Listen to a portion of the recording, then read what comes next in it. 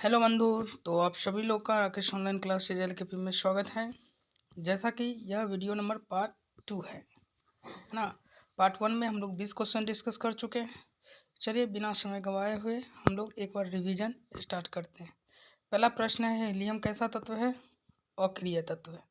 Helium कैसा तत्व है? अक्रिय। दूसरा है, जल में हाइड्रोजन और ऑक्सीजन की परमाणु संख्या का अनुपात कितना है? 2:1। चलिए इधर भी करते चलते हैं। प्रकृति में ऑक्सीजन का संतुलन कैसे बना रहता है? प्रकाश संश्लेषण।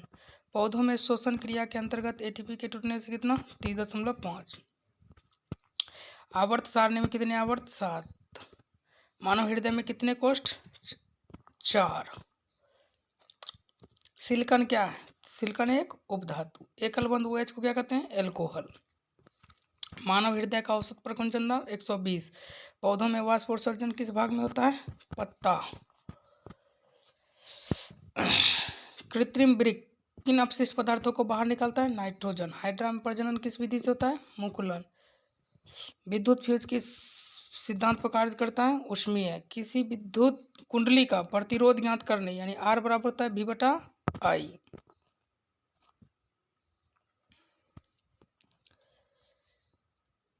चलिए अगला प्रश्न है, किसी माध्यम के लिए अपवर्तनांक का मान sin I/sin R। दाढ़ी बनाने में कौन सा दर्पण? अवतल।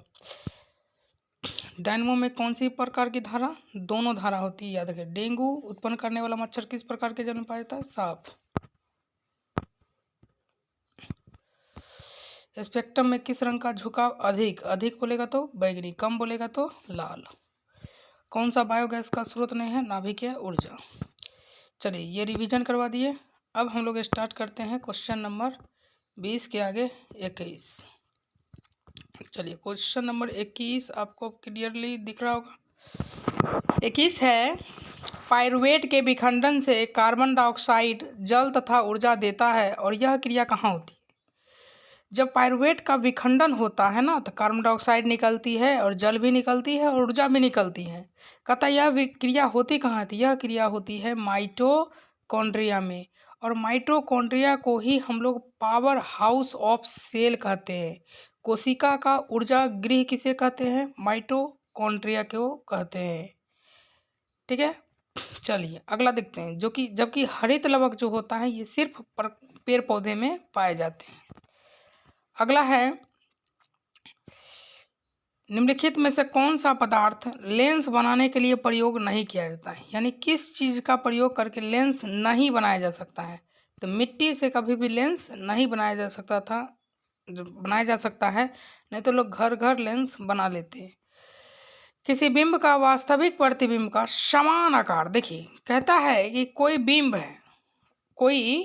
बिंब है और उसका समान प्रतिबिंब प्राप्त करने के लिए किसी बिंब का वास्तविक प्रतिबिंब समान आकार का होना चाहिए। तो देखिए जो दर्पण होता है उसमें एक पॉइंट होता है जिसका नाम है वक्रता केंद्र।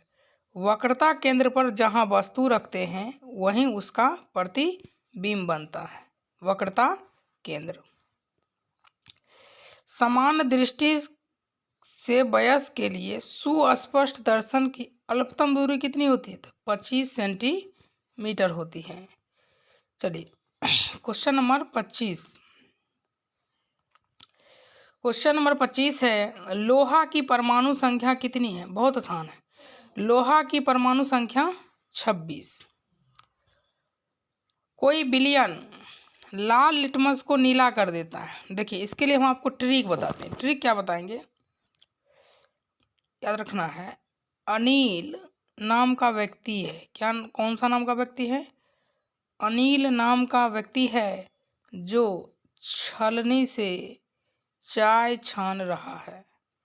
अनिल नाम का व्यक्ति है जो छलनी से चाय छान रहा है। अब इसमें आप ध्यान दीजिएगा तो अ से अम्ल, अ से क्या होगा? अम्ल। अम्ल क्या करता है? नीले लिटमस पत्र को लाल कर देता है। नीला पहले रहेगा, लाल बाद में करेगा। जबकि छ से क्षार, क्षार क्या करता है? लाल को नीला कर देगा। यहाँ पर वही कह रहा है कि लाल को नीला कौन करता है? तो लाल को नीला कौन करता है? क्षार। और क्षार इनमें से ऑप्शन में तो क्षार है नहीं, तो आखिर होगा कौन? ये अनिल छलनी याद रखिएगा। अब इसके बाद आप एक पॉइंट याद रखिएगा कि यहाँ 0 होता है, यहाँ 7 होगा और यहाँ 14 होता है ना। इधर होता है 7 से कम, इधर होगा 7 से ज़्यादा। 7 से कम में अनिल बैठेगा और 7 से ज़्यादा में क्षार बैठेगा, ठीक है, क्षार। तो यहाँ पर कह रहा है कि लाल को नीला कौन करेगा? तो क्षार करेगा। क्षार करेगा अर्थात इसका पीएच मान 7 से क्या होगा? ज़्यादा होगा, और 7 से ज़्यादा ऑप्शन नंबर बी। आधुनिक आवर्त सारणी में वर्गों की संख्या कितनी है? कितने वर्ग होते हैं? 18। कहता है एकल बंध CHO अभिक्रियाशील मूलक को क्या कहते हैं? एल्डिहाइड। देखिए, हम आपको कुछ क्रियाशील मूलक का नाम बताते हैं जो ध्यान रखिएगा।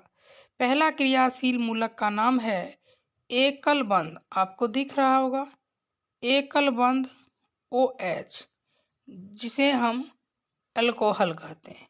दूसरा अभिक्रियाशील का नाम रखिएगा एकल बंध CHO, जिसे हम एल्डिहाइड कहते हैं। तीसरा है COOH, जिसे हम क्या कहते हैं? कार्बोक्सिलिक अम्ल कहते हैं। चौथा है डबल बंध CO, जिसे हम कीटोन कहते हैं। चौथा है ईथर। आप ये ध्यान रखें, बहुत बार पूछा जाता है। निम्नलिखित में से कौन सा पद विद्युत परिपथ में विद्युत शक्ति को निरूपित नहीं करता है? चलिए, इस प्रश्न का आंसर आपको कमेंट बॉक्स में जरूर देना है। ऐसे चलिए हम बता देते हैं, ध्यान से देखिए। एक होता है P बराबर VI, इसी से सारा निकाल सकते हैं। VI होता है, यहाँ कह रहा है कौन निरूपित नहीं करता थी, ये करता है। अब देखिए, यदि हम V के जगह पर R रख दें, किसके जगह पर? V के जगह पर, यहाँ I है, गुना करेंगे तो I को I से गुना करेंगे तो I²R, तो ये भी होता है, ठीक है। अब यदि हम यहाँ से ध्यान से देखिए, P का P लिखते हैं, ठीक है, और V का V रहने देते हैं, और जैसे V बराबर आपने क्या कहा? IR होता है, तो यहाँ से I बराबर क्या होगा? V/R, तो V को V से करेंगे V²R, ये भी होता है, अर्थात ये नहीं होता है। Option number B. आपको समझ में आया? चलिए, क्वेश्चन नंबर 30 कहता है विद्युत धारा उत्पन्न करने की युक्ति को क्या कहते हैं? बहुत आसान है, जनित्र कहते हैं। विद्युत धारा उत्पन्न करने की युक्ति को जनित्र कहते हैं। अच्छा, ये गैल्वेनोमीटर क्या है? याद रखिए, गैल्वेनोमीटर का संकेत G होता है, और इसे क्या करते हैं हम लोग? विद्युत धारा है या नहीं है, यानी किसी तार से, कोई तार है और उस तार से विद्युत धारा पास कर रहा है या नहीं, इस चीज़ का पता लगाते हैं। जबकि ए मीटर क्या है? तो इससे हम विद्युत धारा नापते हैं। विद्युत धारा क्या करते हैं? नापते हैं। अच्छा, मोटर से एक प्रश्न बनता है कि मोटर क्या करता है? विद्युत ऊर्जा को यांत्रिक ऊर्जा में कन्वर्ट करता है। कहता है लघु पथन के समय परिपथ में विद्युत धारा का मान कितना होता है? तो याद रखें बच्चों, बहुत अधिक बढ़ जाता है, बहुत अधिक बढ़ जाता है। यदि अच्छा लग रहा है तो सेशन को लाइक करते चलें। निम्नलिखित में से कौन जैव मात्रा ऊर्जा का स्रोत नहीं है? जैव मात्रा जो कि लकड़ी, गोबर गैस, कोयला, ये जैव मात्रा है, जबकि ये जैव मात्रा का स्रोत नहीं है। कोई तत्व है, कहता है इस चारों में से कोई तत्व है जिसे हम ऑक्सीजन के साथ अभिक्रिया करा दें। यदि हम कैल्शियम लेते हैं और इसको ऑक्सीजन के साथ अभिक्रिया कराते हैं तो क्या बन जाएगा? कैल्शियम ऑक्साइड बन जाएगा, यानी CaO बनेगा, है कि नहीं? और इसी CaO को चूना कहते हैं। क्या कहते हैं? चूना। जो बाजार में चूना मिलता है ना, वही। कहता है कि ये उच्च गलनांक वाला यौगिक निर्मित करती है और यह यौगिक जल में विलय है। अब इस चूना को जल में ज्यों ही डालते हैं तो ये घुल जाता है। तो ये तत्व कौन सा है? तो ये तत्व कैल्शियम है। बात समझ में आई? चलिए अगला है एथेन का आणविक सूत्र C2H6 है। कहता है इनमें से कौन सा सहसंयोजक बंधन है? देखिए ध्यान से, एथेन का कह रहा है, C2 है तो C2 है। अब इसे सजाना है, यानी कार्बन कितने हैं? 2, हाइड्रोजन कितने हैं? 6। अब इसे हमें क्या करना है? सजाना है। तो कैसे सजाएंगे?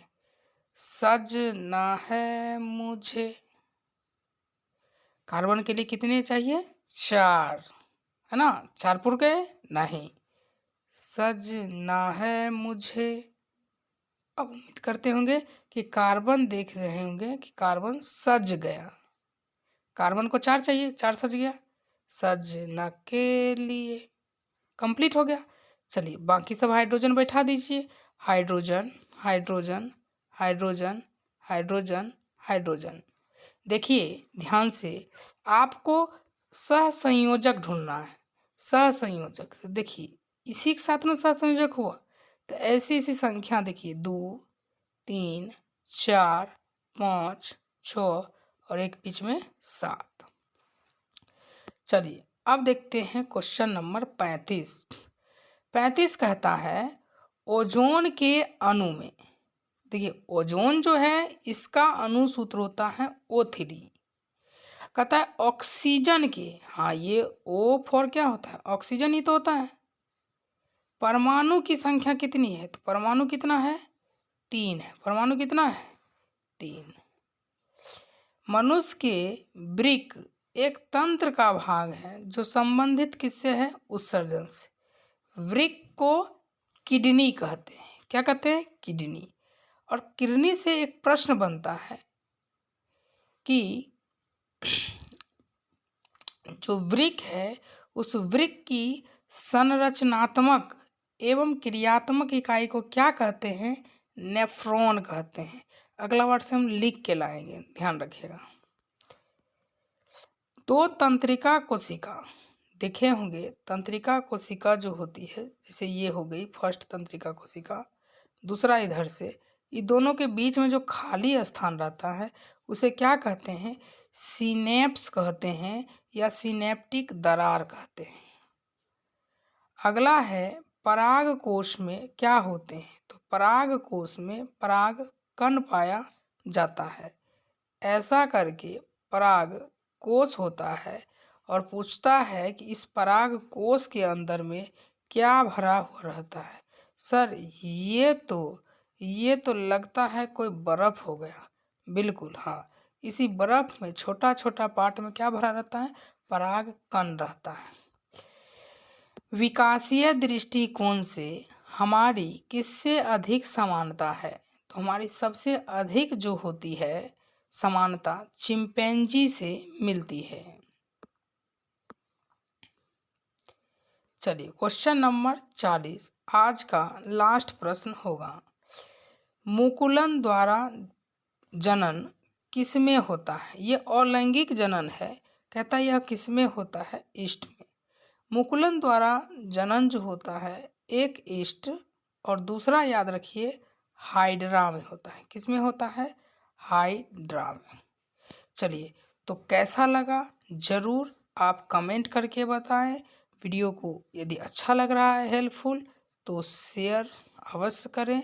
ठीक है, इसी प्रकार के वीडियो को पाने के लिए रॉक LKP को सर्च कीजिए। मिलते हैं हम लोग वीडियो नंबर पार्ट 3 में। ठीक है, प्रत्येक दिन आपको एक वीडियोज मिलेगी जिससे आपको साइंस में बिहार बोर्ड के साइंस में या अन्य अदर एग्जाम के साइंस में आपको पूरा ऑब्जेक्टिव साइंस का यहाँ से मिल जाएगा। बिहार बोर्ड के बच्चों के लिए तो ये तो रामबाण है। उनका जो एग्ज़ाम होगा 80 क्वेश्चन दिया जाएगा और 80 में से 40 में आप 40 हासिल कर सकते हैं, कोई दिक्कत की बात नहीं। चलिए मिलते हैं अगले वीडियो में।